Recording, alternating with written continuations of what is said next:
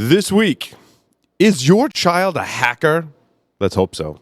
FTP stream injections, SQL injections from Rasputin, more porn site bug bounties, malware that listens, Google calling out Microsoft.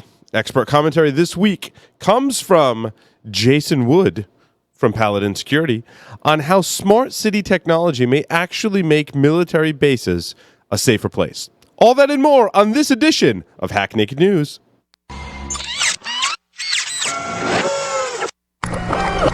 This is a Security Weekly production.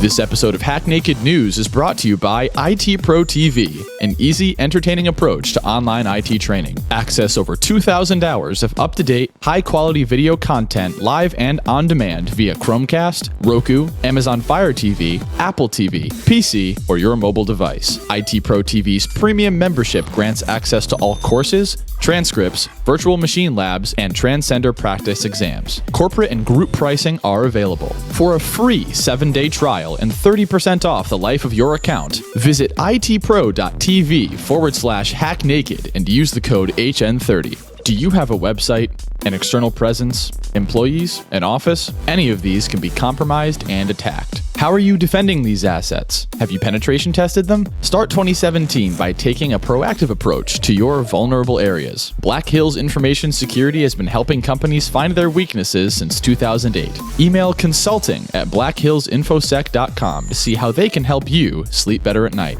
Gain control of cyber risk with Tenable.io, the first vulnerability management platform built for today's elastic assets like cloud, containers, and web apps. Discover a fresh, asset-based approach that prioritizes vulnerabilities while seamlessly integrating into your environment. Improve ROI with the first elastic licensing approach based on assets, not IP addresses. Tenable.io delivers the data and context you need to secure your elastic attack surface. Start your free Tenable.io trial by visiting tenable.io. Welcome to Hack Naked News. I'm your host, Paul Asadorian, broadcasting live from G-Unit Studios in Rhode Island, reporting on the security news for today, Tuesday, February 21st, 2017, wondering if my children are in fact hackers. Before we get into the news, a couple of quick announcements. IT Pro TV courses include Cybersecurity Analyst Plus, CCNA Cyber Ops, ITIL Operations Support and Analysis, Penetration Testing, Networking Plus, and Ethical Hacking version 9. IT Pro TV is introducing a new membership level soon. All current premium members will be granted the highest membership level available. Sign up today at itpro.tv/hacknaked and use the code HN30 to save 30% off for life. The InfoSec World 2017 conference is being held April 3rd through the 5th at Omni Orlando Resort at Champions Gate in sunny Orlando, Florida. Security Weekly listeners receive a 10% off the conference or World Pass using the code OS17-SW. Here talks from none other than Kevin Johnson, Rich Mogul, Cory Doctorow, and more. Visit infosecworld.misty.com to register today. That's MISTI.com. The 10th anniversary edition of Source Boston is being held this April, including training sessions even on the 24th through the 25th, and conference talks on April 26th through the 27th, featuring great speakers from the security community. Events will take place in the Boston Courtyard Marriott downtown, and Security Week listeners receive a $100 off discount on either training or conference passes using the code SecurityWeekly. Visit sourceconference.com for more information. In the news this week, an advisory on Oracle Java and Python FTP stream injection vulnerability has been discovered. So it's been discovered that Java and Python runtimes fail to properly validate FTP URLs, potentially allowing attackers to open holes through firewalls and access local networks. On Saturday, security researcher Alexander Klink disclosed an interesting attack where exploiting an XXE, that's XML external entity vulnerability in a Java application can be used to send emails. Secure Team has released details on attacks after the vulnerabilities were disclosed by another party. Apparently, Secure Team had been working with Oracle several months ago in a coordinated disclosure effort, but that went out the window this week when someone else dropped the bomb on this vulnerability. Is your child a hacker?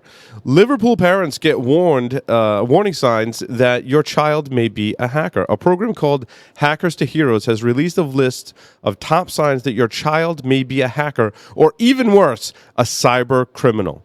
I really hope my kids are hackers. It makes life more fun and interesting. Some of the signs to look for, according to Hackers to Heroes, are, pay close attention if you notice these signs at home, for your children. They spend most of their free time alone with their computer. Teachers say the child has a keen interest in computers and not so much in other subjects. Okay, this is already starting to sound like my childhood, just for point of reference. They use the language of hacking, such as DDoS, DOSing, pwned, doxing, box botnets, cracking, hash, and they specified that hash refers to a type of encryption rather than cannabis. Keylogger, and of course everyone's favorite, lulz. If you notice that your internet connection slows or goes off as hacker rivals try to take them down, or it just could be that your kids are downloading porn. So watch for these signs, and if you see these signs, give us a call here at Security Weekly. Send us an email, paul@securityweekly.com. We'll enroll them in our internship program. It's all good. We're always looking for people. A lone hacker named Rasputin has breached 60 universities and some federal agencies. They compromised these organizations utilizing a SQL injection attack as his weapon of choice. Rasputin is believed to be a Russian hacker and is well known for the December 2016 attack against the U.S. Electoral Assistance Commission through an unpatched SQL injection vulnerability. Well, this is nothing new. The information that was collected is being sold on the so-called dark web. Amazing that this particular vulnerability is still being exploited today for profit. German parents have been told to destroy the Kayla dolls over fears of hacking. An official watchdog in Germany has told parents to destroy a doll called Kayla because its smart technology can reveal personal data. That's right, Kayla can be hacked to spy on your children and potentially say bad things to your children. The company claims vulnerabilities have been remediated, but security experts say no, they warn the dolls can still be hacked. Well, I don't recommend burning the dolls in a fire for fear of revolt from your children. Removing the electronics might be advisable, and they can still use it as, a doll. Dolls of a different type is in the next story, or implied anyway. Porn sites are finally getting the right idea about bug bounties. That's right. It's amazing how a free porn site, in this case YouPorn, which I'm sure none of you have ever heard of before, the website YouPorn, is taking measures to prevent attackers from penetrating the site. They've released details on a bug bounty program in collaboration with HackerOne. The bug bounty is very explicit in the types of vulnerabilities that researchers can discover to even have a shot at the money. Yahoo loses $350 million in Verizon buyout deal due to breaches. That's right, due to multiple breaches, Yahoo is reported of losing $350 million in the Verizon deal. I'm just saying they better close this one out soon before they get hacked again. Google has disclosed a bug in Microsoft Windows. Google was forced to go public with the details of a vulnerability in the Windows GDI, or Graphics Device Interface, which is a library that enables applications to use graphics and formatted text on both the video display and local printer. The bug enables hackers to steal information from memory and affects Windows versions from Windows Vista Service Pack 2 to the very latest Windows 10. Microsoft, of course, delayed the patch, this past Tuesday for February of this year, forcing Google's hand to release the details of this vulnerability. It's also been reported that a zero-day exploit was released via GitHub that very well could have been patched in the latest round from Microsoft, but Microsoft said, hey, there is no patch Tuesday for February 2017. Way to go, Microsoft. Hackers siphoned over 600 gigs of data from PC microphones. Researchers have uncovered advanced malware operation that siphoned more than 600 gigabytes from about 70 targets in a broad range of industries, including critical infrastructure, news and media, and scientific research. The operation uses malware to capture audio recordings of conversations, screenshots, documents, and passwords, according to a blog published last week by security firm CyberX.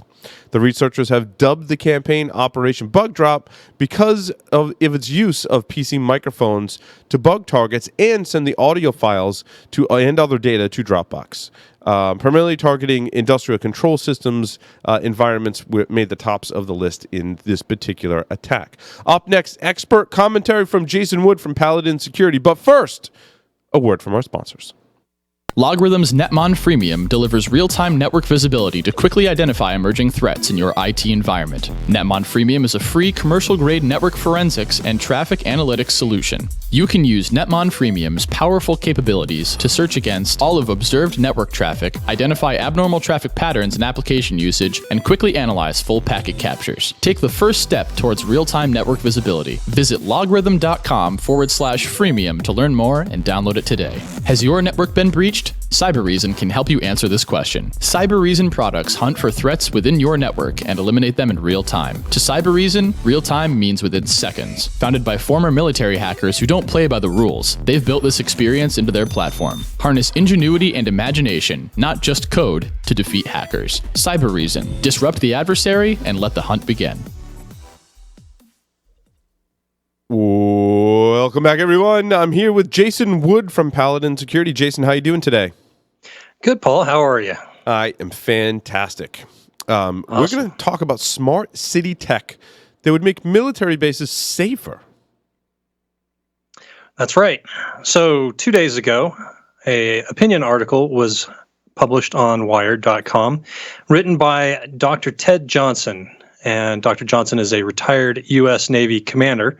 So fairly safe to say he has some familiarity with military-based security and the steps that go on in that. And he cites in this article that the last time the military had to, or the Pentagon had to direct all bases to increase their security in response to a particular threat or threat level, that it took quite a while. There were a number of meetings. It took hours and days and whatnot to make up all the checklists and make sure the bases were all prepared.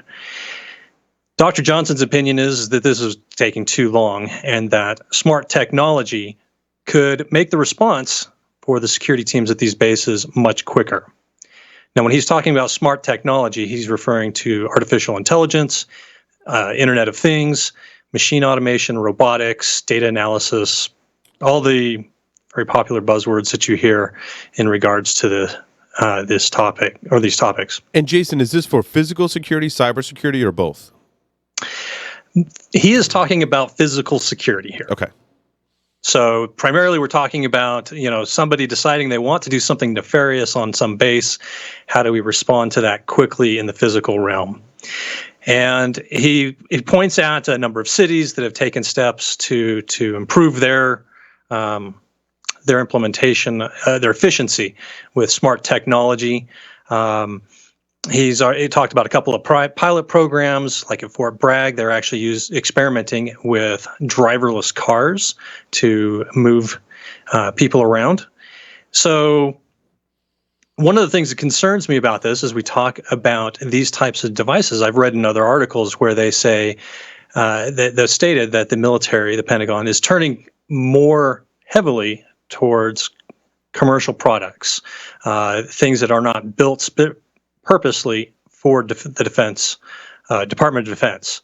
This is primarily because the research time and the expenses and the whole bit are so huge. The time delay to get things makes it really difficult to field anything in a reasonable period of time. There is my concern. I was like all in with this article and Dr. Exactly. Johnson until that point right there, because I know that the tech in my home was made for the consumer market, and therefore security is not on the forefront of the design decisions, as well as any other kind of resiliency that may have to be present like outside of my home, as in usage on a military base. So not only do we have to be concerned with the cyber security aspects, I said cyber twice there, so you should be drinking right along with me. So you have to worry about in applications that you're looking to protect a military base, for example, that things like battery life, being weatherproof, being resilient to heat and humidity, and all of those other conditions are extremely important. I have two examples in my house, Jason, that I like to use in terms of applying physical security to IoT devices. You've heard me talk about Ring. I think Ring is a great security device.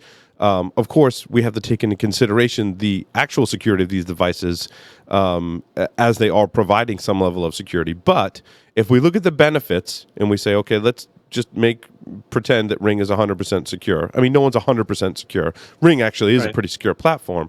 It provides a nice security feature that I agree with Dr. Johnson. Now, on my gun cabinet, for example, there is a open-close sensor on the cabinet itself. So the cabinet's locked and it has an open-close sensor.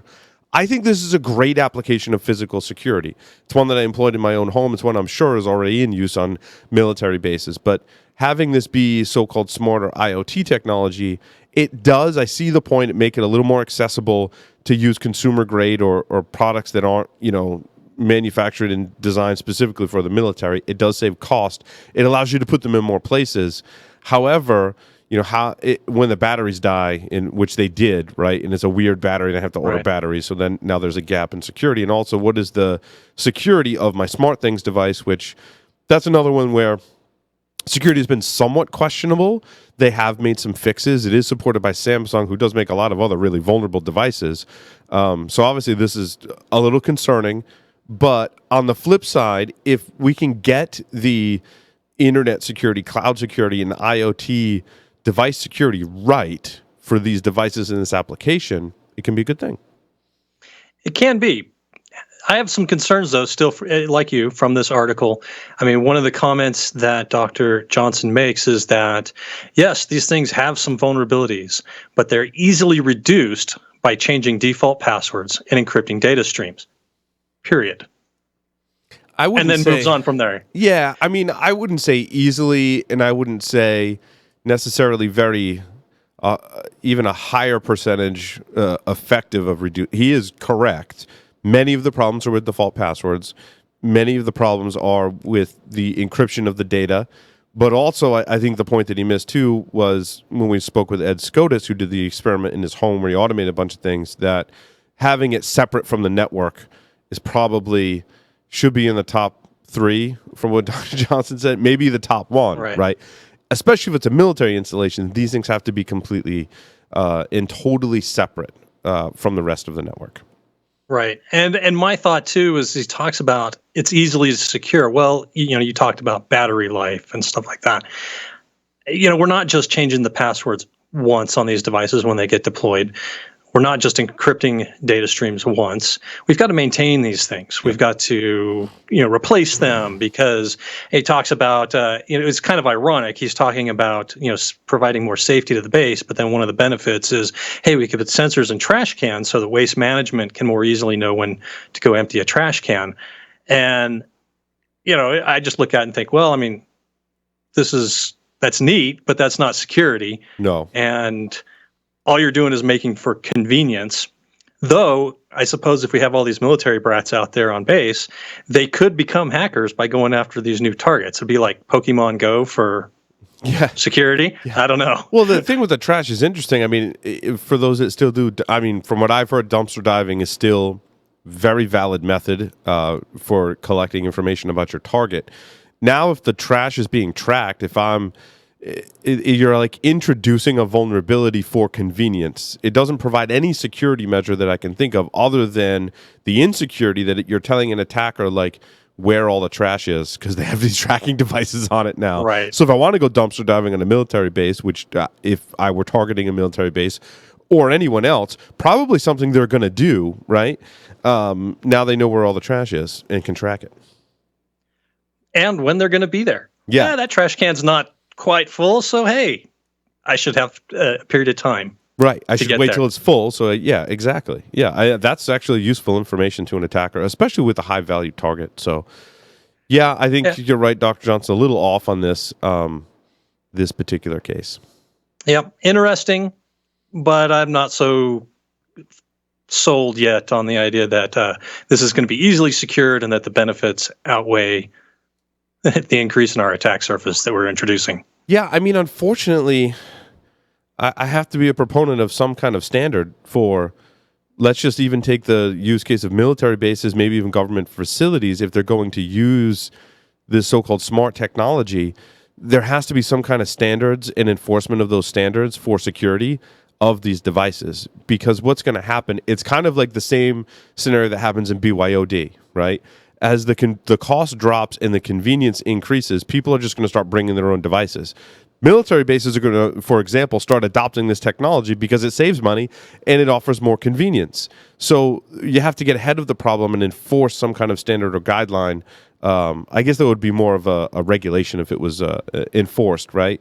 But there has to be some minimum level of security to say, hey, if you're going to adopt this technology, you have to have the people, processes, and appropriate technology in place in order to do this. Security has to be one of the fundamental things that you're enforcing in the people that are using the technology, the people that are managing the technology, the processes for managing security, and the actual security, physical or cyber, of these devices. Right. And, you know, an interesting point on that, you talk about people bringing in their own devices. A military base is a city. You've got kids. It's like a dorm. Families, it's like a dormitory. schools. Yeah, it reminds me of a university, right? Kids can bring whatever they want into the dorm room. Gas stations, stores, the whole shooting match. So, yeah, there's some interesting ideas here, but I'm gonna agree with you that this would be something you would want to be rolled out. Yep. Carefully and with a lot of guidance and regulation on how it gets implemented and how it's managed. Absolutely. Jason Wood from Paladin Security, thank you very much for your expert commentary today. That concludes this edition of Hack Naked News. We'll see everyone next week.